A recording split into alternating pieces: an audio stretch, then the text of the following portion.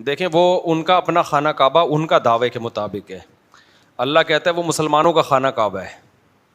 اس کی وجہ یہ ہے کہ سورہ بنی اسرائیل میں کا پہلا رکوع ہے کہ ہم نے بنی اسرائیل سے وعدہ کیا تھا ان احسنتم احسنتم لانفسکم، اچھے عمل کرو گے تو ہم تمہیں زمین کی خلافت دیں گے، اگر برے عمل کرو گے تو ہم تم سے زمین کی خلافت چھین لیں گے.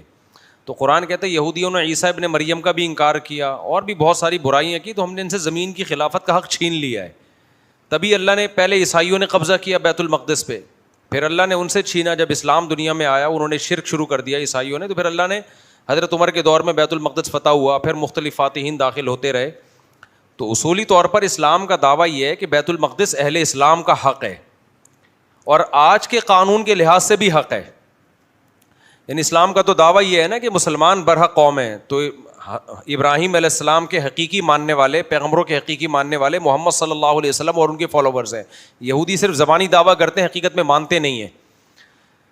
تو اس لحاظ سے بھی بیت المقدس مسلمانوں کا حق ہے، اور اس لحاظ سے بھی حق ہے کہ جب ایک پوری دنیا میں ایک معاہدہ ہو گیا، ملکوں کی باؤنڈری کھنچ گئی کہ اب کوئی ملک کسی دوسرے ملک میں تجاوز نہیں کر سکتا، تو اس میں اس معاہدے کے مطابق بھی بیت المقدس فلسطینیوں کا تھا.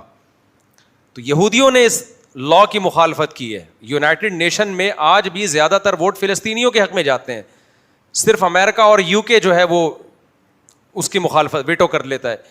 تو آج دنیاوی لا کے لحاظ سے بھی فلسطین مسلمانوں کا ہے، تو یہودی کا کسی لحاظ سے دعویٰ بنتا نہیں ہے اس پہ.